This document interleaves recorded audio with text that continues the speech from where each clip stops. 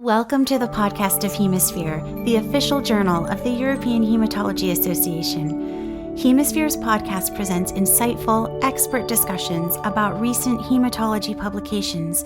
We hope you enjoy. Welcome to this episode of the HemaSphere podcast.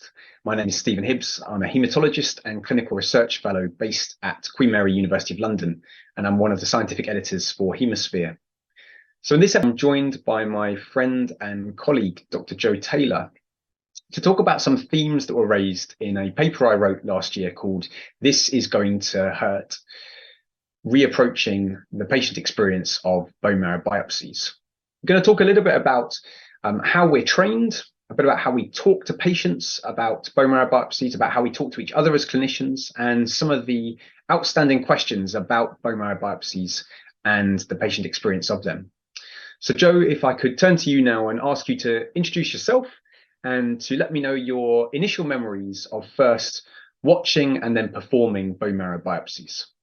Yeah, sure. Hi. So I'm Joe Taylor. I'm in my last year, just finishing training in a couple of months on the East London rotation, hematology rich. And yeah, I've worked with Stephen over the years.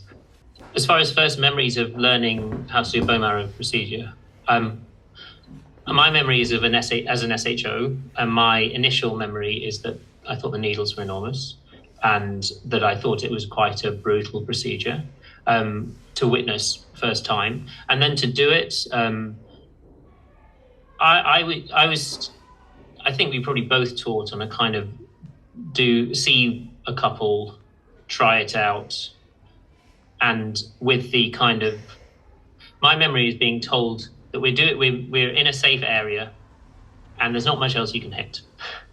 And I think that's still something that is a narrative around bone marrow, and and at the time it was also very much you kept going until you got the sample, and I think if you had started and it was sore, people went back with more analgesia, but actually they kept going until they got a sample. And often that's fair because they really need the sample. The sample's for an important purpose.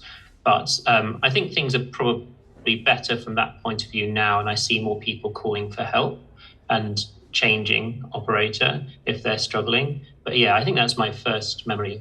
So I think one of the things that surprised me most when I was reading about bone marrow biopsy experience in preparation for this article last year was about the disparity between some of the earlier literature about pain, and particularly persistent pain, and some more recent smaller studies.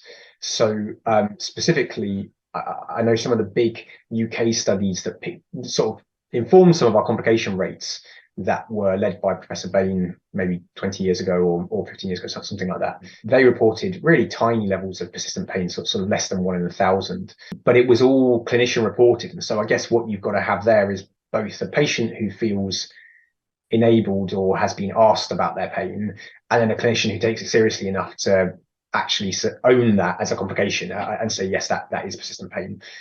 And so studies in which they've looked at this and actually followed people up and asked them actively have shown that most people still have pain several days after, a good number, for weeks, and even by, I can't remember if it was months or a year, but really quite a long way away. It was about 5% of people who still have some persistent pain, which I think is quite a surprise. And so I now do warn people about that when I'm consenting them for biopsies.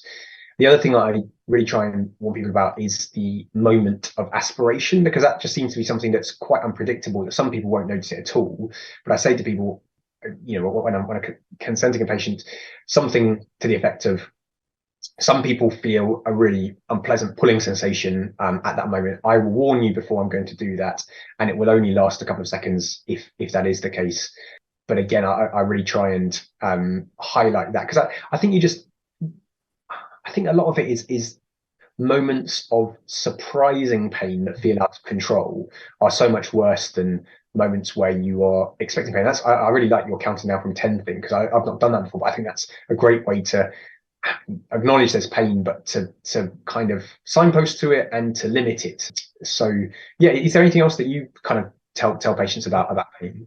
I mean, I suppose in the same way, actually, it also signposts to the relative who's often there to hold hand, and they kind of help them through that bit, which does Yeah, I think from pain perspective, actually, is what you were saying about the Barbara Bain study, which actually I don't want to talk down. I think it's a really important study. It looked at 20,000 bone marrows, and the conclusions that it made was that complications were rare, but there were significant rare complications. The problem is what we've drawn from that is incorrect, and what you commonly hear is people saying it's a very safe procedure, and we really don't know that actually, because that was a study that was done before the electronic health record. You're definitely right. All that stuff about whether we are declaring and recording properly whether people are having complications. This is a study where we've written to each hospital and said, how many bone marrow procedures have you done and what complications have you reported, which is wildly different from a collection over time. And I personally have seen I've seen complications. I know of deaths. I know of a series of so I'm very confident that the complication rate is significantly higher than what we're seeing in that study. And I think it's not to a criticism of the study. I think it's down to the way that data was collected, and we need to understand what that data means and what it does not mean. And it does not mean it's safe, or it does not mean it's exceptionally safe. It is a safe procedure, but it's not an exceptionally safe procedure. And I think interestingly about what you're saying about prolonged pain, totally uncaptured in that study. And there's other elements to that I think are important. So I read a study saying that 15% of bone marrow trephines asymptomatically hit the SI joint. So that's an enormous percentage. And actually, I spoke to our histopathologists. They say they frequently see cartilage in the trephine. We are hitting that joint. And if you get SI joint pain, and sacroiliitis is a recognized finding after bone marrow biopsy, and if you get that pain, firstly, SI joint pain will not feel like pain at the spot of the biopsy. It'll radiate into the buttocks. So they may not associate with that pain with the biopsy. They may have myeloma and a lot of other pain otherwise. But also, we're doing this in young people, and we don't know if you puncture and take a core out of an SI joint, what that's going to do in 20 years' time to that joint, for example. So there's a lot of uncaptured stuff there. I think going back to other complications rates, because I should have said about consent, I also do consent for death. I say exceptionally rare, reported in 1 in 30,000 marrows, I think. I say severe bleeding, exceptionally rare, but can happen. And then I go through the series and I cover common and you should know about, but I do mention death because it does happen. It is a recognized thing, and it should be recorded in the consent. Reflecting on everything you've kind of read and learned about bone marrow biopsies and safety and experience, and if you could kind of redesign what a bone marrow biopsy service unit would look like, what are some of the sort of key elements that you want to be involved?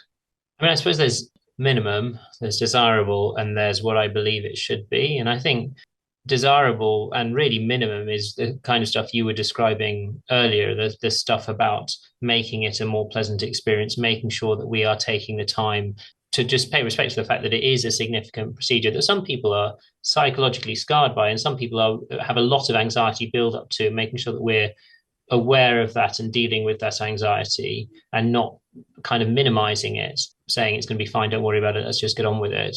I think the truth is, looking back, when I was a house officer, it was completely acceptable to do a pleural tap blind on the ward with minimal training, and I did.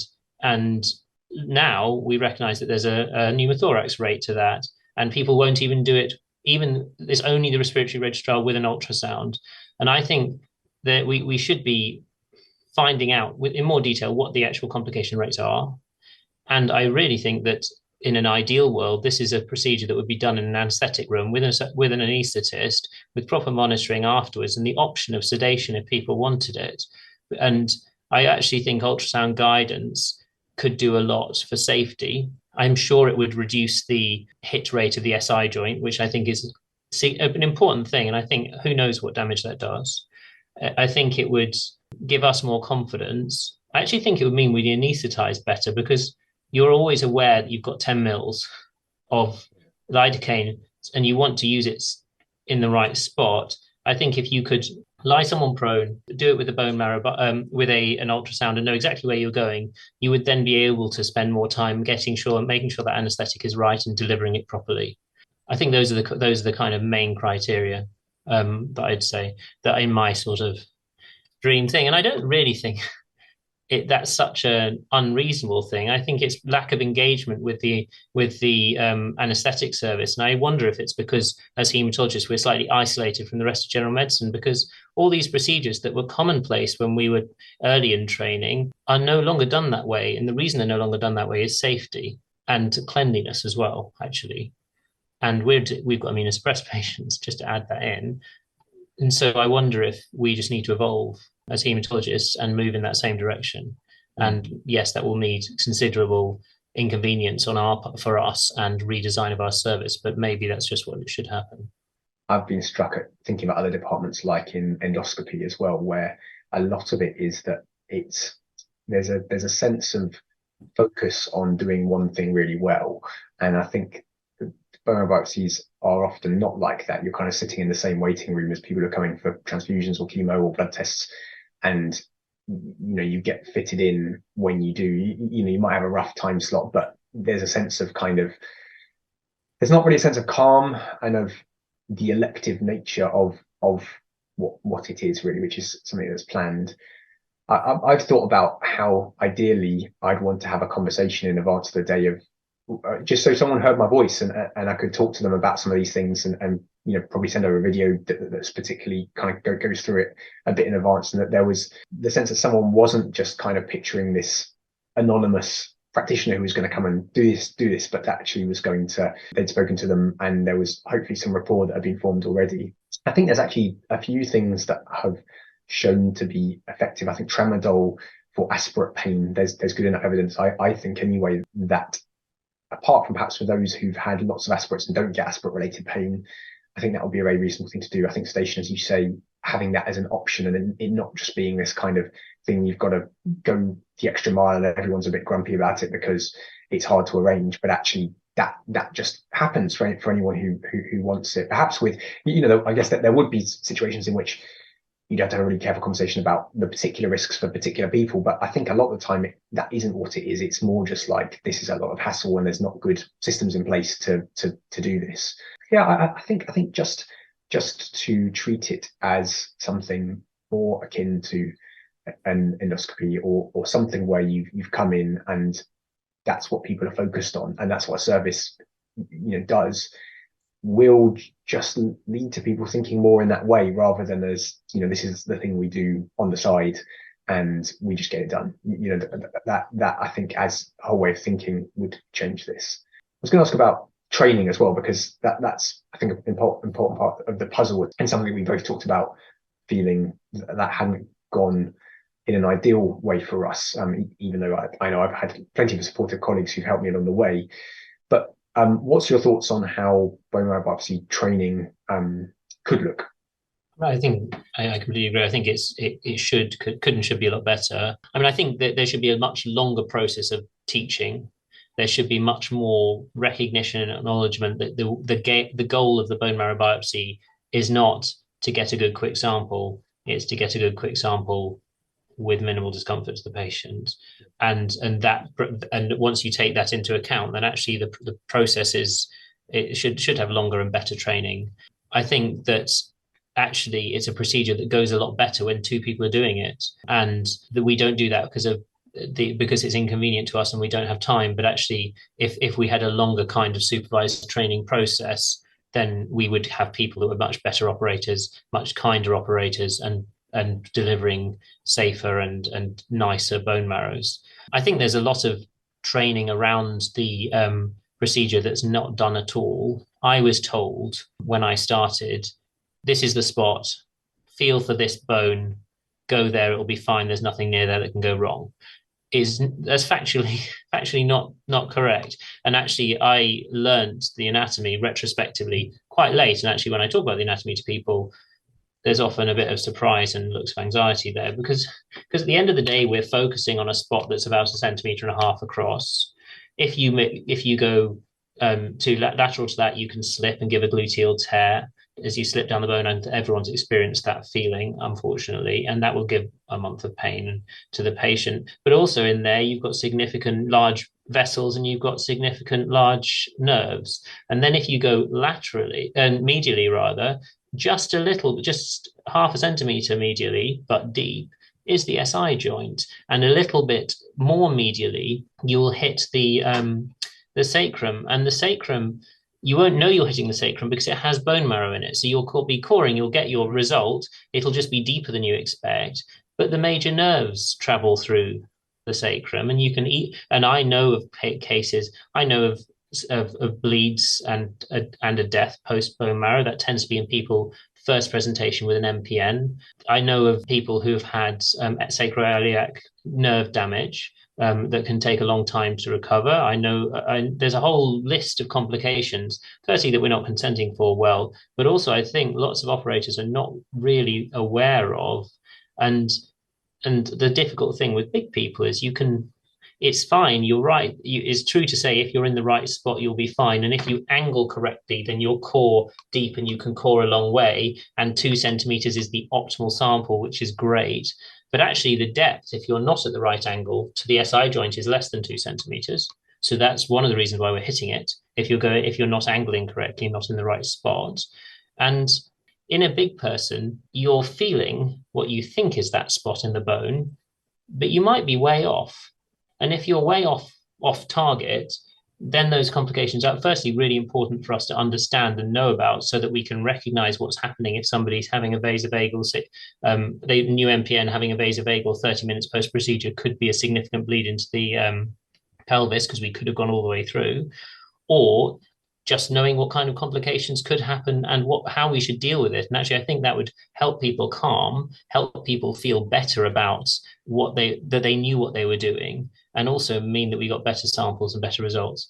And I think ultrasound being cheaply and easily available, relatively cheaply, answers a lot of that, because suddenly we can say, I know that I'm angling right, I know that I'm in the right spot, and I know that my 2 centimeter core isn't going too deep and into somewhere dangerous, because 2 centimeters is what we aim for, but it's a long way. And in a big person, a needle that long can be this far in, which is a long way, and actually makes me feel anxious, and certainly made me feel a lot more anxious when I didn't understand the anatomy properly. Yes. Yeah, I think a lot of it really comes down to just taking it more seriously, really, like in all these areas. And I think the sort of literature that I could find when I was looking up training, as I read the article last year, was only really in the sort of nursing and allied health professional literature. And that was fairly brief, but one of the striking things was, I think this particular program was suggesting, I think it was 100 supervised procedures, or at least 50. It was a lot, which I don't know how many I did supervise, but it was nowhere near that. And so that's one part of it. I also wonder about, just learning from the surgical specialties and others about the role of simulation, of models, of virtual reality, even like actually a lot of it is, people say a lot of it's just experience, but that learning curve, we could probably get a hell of a lot higher up that learning curve before we're with another human, through some of those models actually. So I think experienced and unsupervised experience is not the same thing. Right. Yeah. Right. Exactly. Exactly. So I think there's both a place for more direct supervision. I mean, I remember coming as a 3rd-year registrar who should by then, in my mind, be really good at biopsies, and just having to go to the best person at doing these procedures in our particular unit, who was a physician's associate. So in the UK system, that's someone who would support physicians and could be very skilled in a lot of different tasks, but isn't medically trained. And this particular person was brilliant, a brilliant kind of operator. And I just said to her, look, I should know how to do this better than I do, but actually, can I just come and do a couple of days with you where I just watch you watch me? And that was so good. By then I'd done a lot, but actually getting some feedback, getting some, even after if we were picturing a kind of training system in which you have a lot of supervision at the start, having supervision later on as well, where people are really sort of carefully, just some of it wouldn't be sharing good practice of saying, here's something you don't have to do, but actually this is how I've got around this particular problem in the past. Yeah, I guess it all starts with the admission that this is a bigger deal than the sort of general discourse around it has implied. That we need to learn to do it, not just to do it, but to do it well. Yes, exactly. So final question then, research, and this might connect with that point of just taking this more seriously than we have collectively in the past. What do you think are the most important unanswered questions in this area of bone marrow biopsies that could be addressed by research? Well, I mean, I think as we've kind of covered, like the Barbara Bain study was really important, but I think we're now 20 years on rather, and it's kind of pretty disappointing that we can't really sit here and say we know precisely how safe this procedure is. So that's number one. Like we need to, and that's not just how many people die, because this shouldn't be about how many people die. We know that's very low. It's what's the morbidity of it? What are the complications? What exactly is the complication rate? How should we be doing it better? I think there's so many things that we could be looking at from a research perspective on this. And they're really topical. I mean, even the news not that long ago was somebody going sternally with a bone marrow biopsy, trephine needle, how that could ever, I mean, that was an SI event, but that's entirely, but it is an issue, it's a live issue. And I think that there are, I think it's disappointing that we don't know this already, but I think there's a lot of research opportunity to know how to do it properly and how to do it better. And as I've said probably a couple of times now, not just how to do it, but how to do it as well as it can be. Because, I mean, AML is a terrible disease. AML is a disease that is just devastating, and people are so scarred by being in hospital. If they're more scarred by repeated bone marrows, just from a kindness point of view, that's something that we could and should be doing a lot better than we are. And if we can just reduce that, then that's a major win. And actually, for kind of reasons we might be poor at it, is I wonder as soon as it's going to happen to me soon, as soon as you're a consultant, you don't need to do them anymore, or very rarely need to do them. You look at the results and that's important, but the kind of reality fades. And the memory of your good bone marrows probably sticks around more than the memory of your bad ones, because you're thinking, oh, I'm better now. But actually, I don't know what proportion of bone marrows as a whole among practitioners are good bone marrows and how many are bad bone marrows. But that balance could be shifted a long way.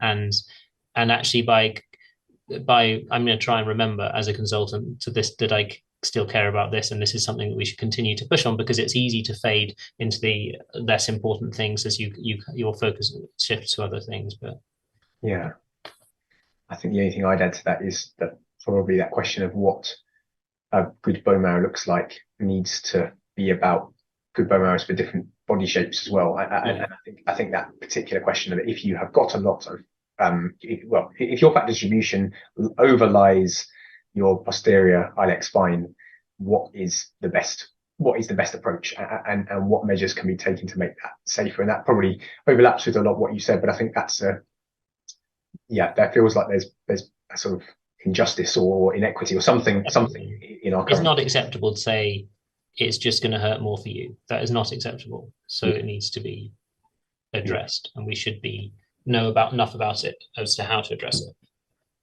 Well, Joe, thank you. I've really appreciated your comments on this and the discussion. I think we've covered a lot of ground, and thank you to all of our listeners for listening in today to this HemaSphere podcast. We'll be back soon with another episode.